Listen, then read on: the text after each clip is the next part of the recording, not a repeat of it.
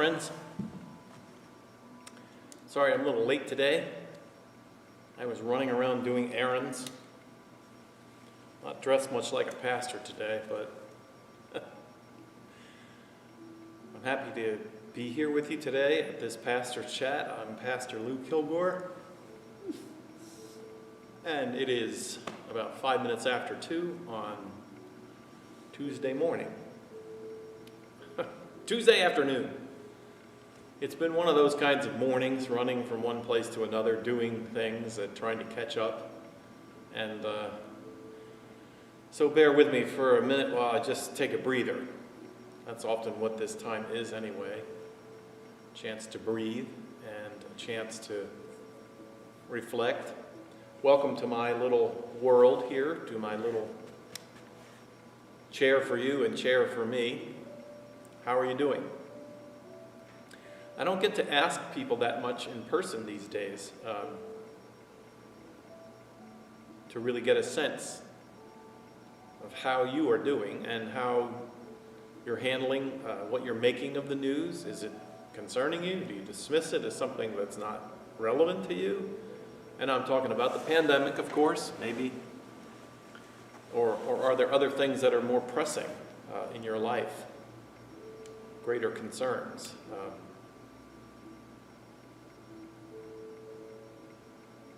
I could wait till I hear your answer. Not going to happen. Not in this format.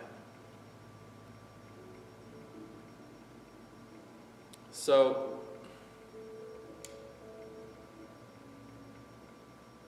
Thanksgiving is approaching. No matter what you decide about Thanksgiving or your traditions, I'm sure they're going to be different. Because unless you have a very unique commonality, there's still going to be people who believe that it's not good to get together, it's not safe. Super concerned for people who are my age and older.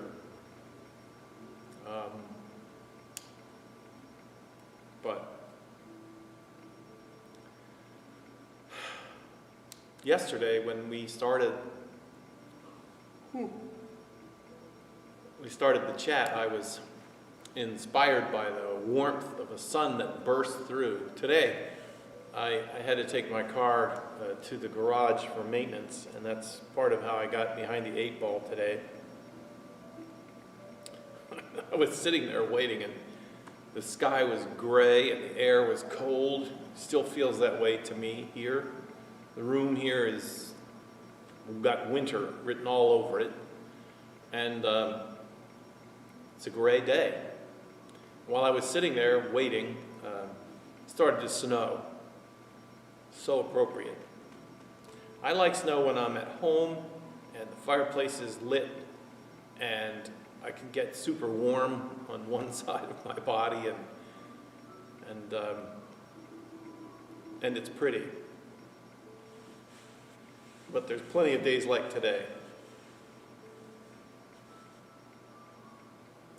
Are you affected by the seasonal light disorder? Do you get depressed in the wintertime? Do you feel the weight of life a little more in the wintertime? Some years I have. Some years I'm inspired by the cold weather and motivated to do different things and wait for spring. One thing, some of you who are older than me know this is true. One thing that is really good about getting older is time goes by faster. It really does. I mean, the time from the beginning of September to now, a week before Thanksgiving, has gone by like that. And so the good news about that, although I try to hold on to it, the good news about that is that the time between now and the coming of spring will go by like that as well.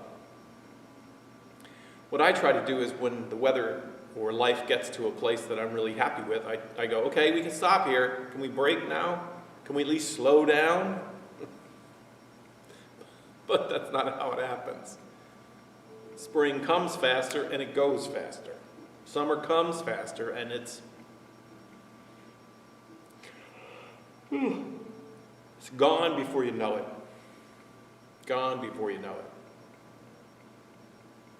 it. It just feels like Christmas is on a super fast train. And, I could fall into the complaints that I make every year about merchandisers breaking out the Christmas lights and the Christmas things early. I've never seen Christmas commercials so early as I have this year, but maybe that's just because I don't remember. They're here. And I don't know what we'll do for Christmas this year. I don't know. Church and pastors always play a big role in people's Christmas traditions. And I don't know what we'll be able to do. I don't know. So we'll wait and see.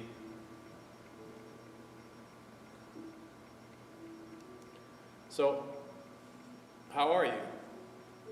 I hope your families are well. I hope you can figure out ways to keep in touch with them and to support them. I'm especially aware, because some of you talk about it, that your children, your adult children, are out there working in the hospitals and working as nurses, and you're out there working. They are out there working in the environment of this disease. And I say a special prayer for them and for you, as you must worry and wait to make sure that they're protected and safe. I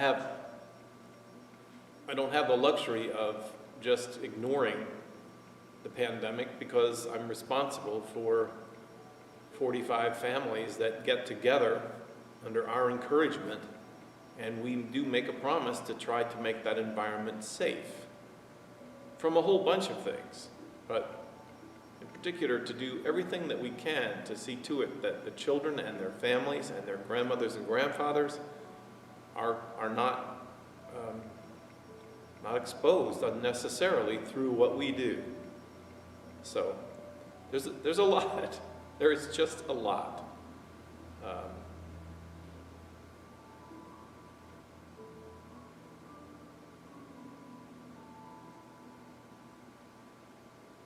I've turned the background music down, because in some people's players, it plays louder than in others. So it's not supposed to be a distraction.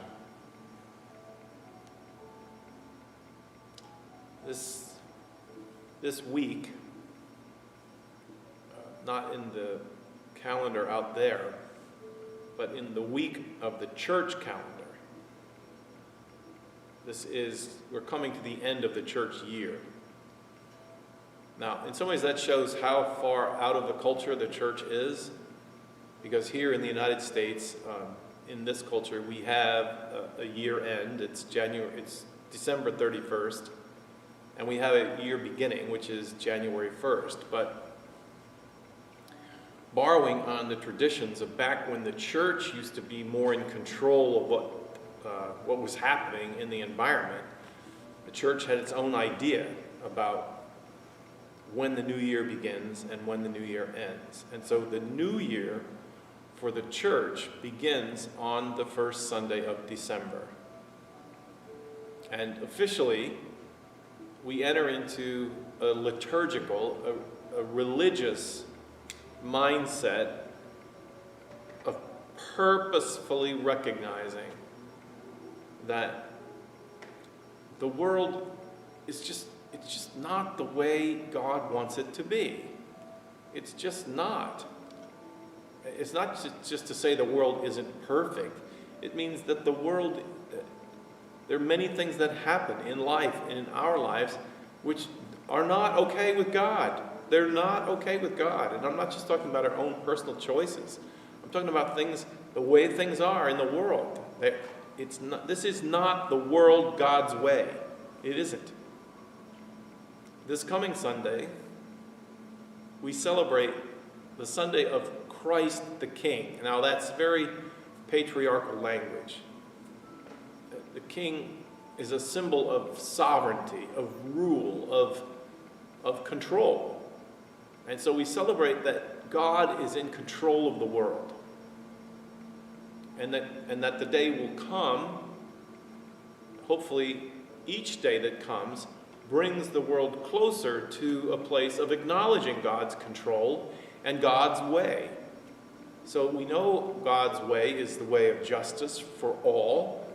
We know God's way is the way of food and shelter and clothing for everyone, for the elimination of suffering. We know that if God were the sovereign, if God were the queen, if God were the king, those are the things that would be reflected in the edicts of this administration. But we know that in this world, the sovereignty, the rulership of God, the God of mercy, there's a lot of rebellious areas that reject the sovereignty of God. But on this coming Sunday, we celebrate the language of that song, God's truth is marching on. That the arc of history is toward the world God's way. It is towards morality. It is towards justice. It is towards kindness and mercy. The arc of history is bending more toward that. Now, in each individual period of time, we might experience exceptions. There might be periods of time where it looks like we're going in the wrong direction. It's a little bit like watching a graph on housing, the value of housing in the market today. A long time ago, I got motivated as a pastor to get out of the church manse and to buy my own home, because if you looked over a period of 30 to 50 years back, owning a home was, in fact, a pretty predictable march towards profitability. It was a great place to have money tied up, was in a house, because over the long haul, your money got good return. And at the time when I bought my house, market values for houses were increasing at about 10% per year, which was phenomenal. So, invested all the money in the house. And of course, the year that I bought the house was 2005, and then you know what happened in the year 2008, right? The housing market completely bottomed out. And it just so happened that at that same time, I had to sell that house because I was moving to a different church. So I sold the house.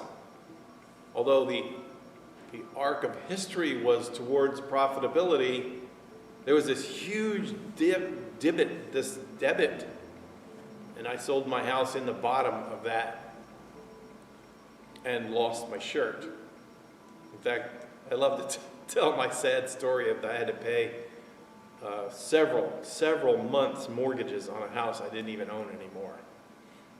Yeah. So there are exceptions. Just like the profitability of houses has big exceptions in it. And you have to be able to hold on for the longer time. I couldn't. I had to sell the house. I had to move, so I lost.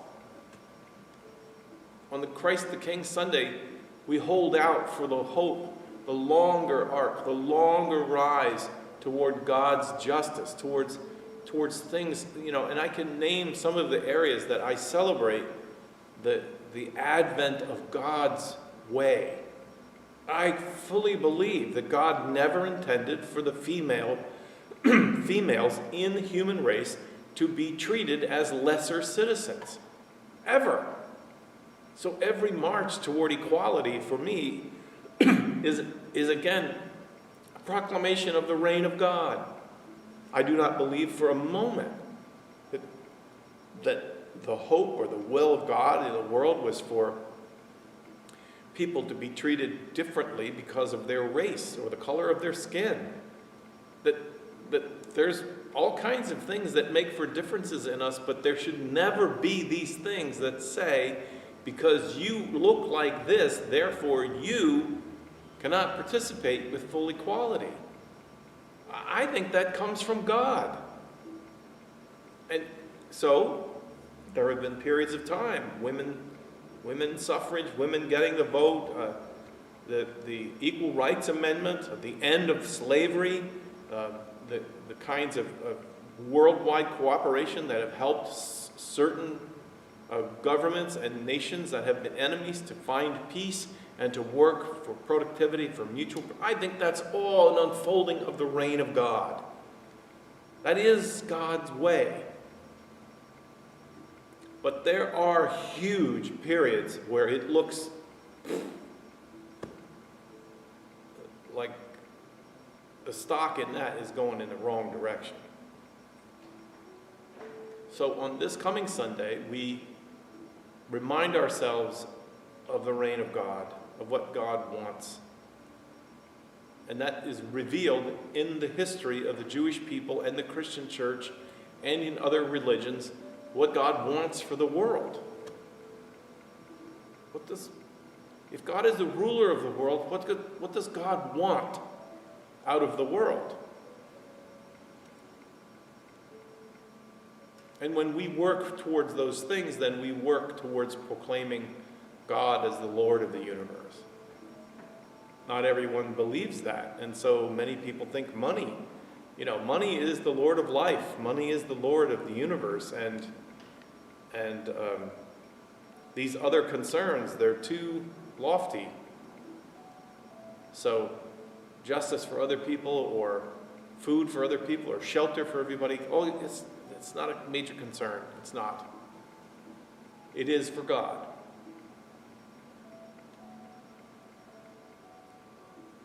So this coming Sunday, the Church of Jesus Christ proclaims one Sunday to lift up again, what does the ruler of the world want?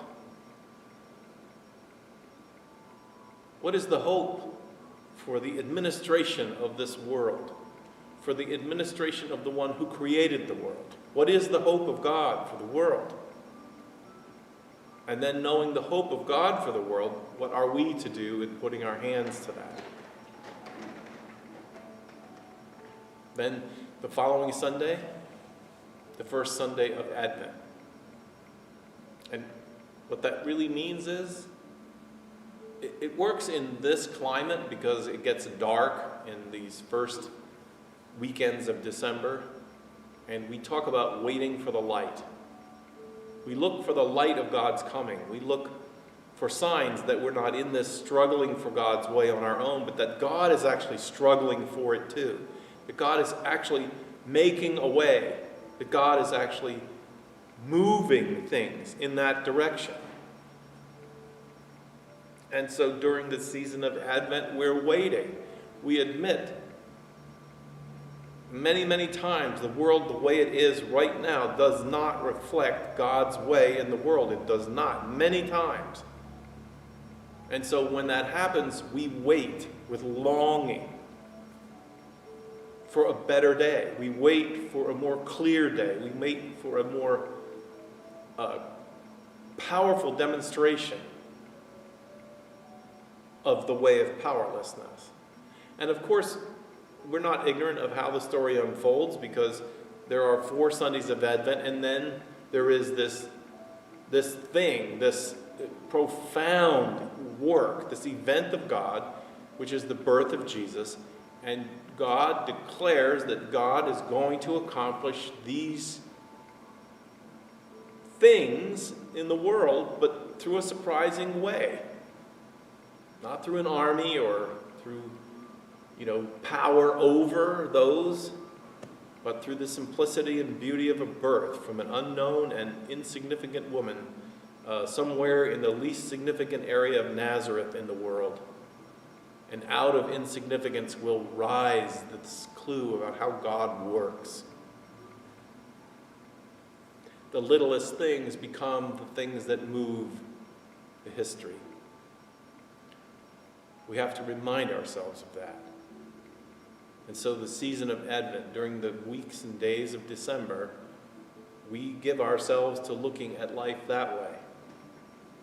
Watching, waiting, hoping, thinking that the day may be today, where there will be some new unfolding of God's will, God's way in the world.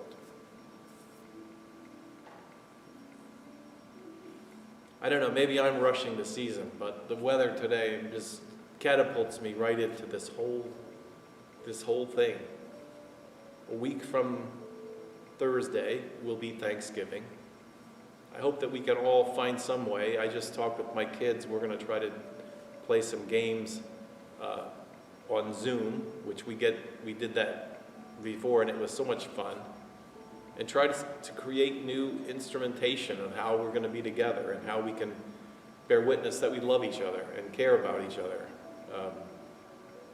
I hope that will be true for you as well.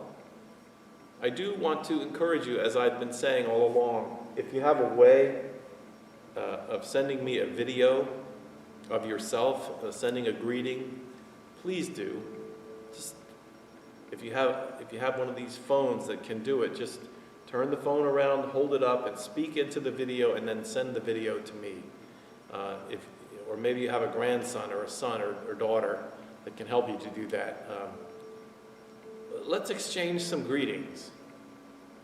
I greet you here, send me something, send a word, send an email, anything. And let's use this season to communicate to each other more how important we are to each other and how important our relationships are above everything else.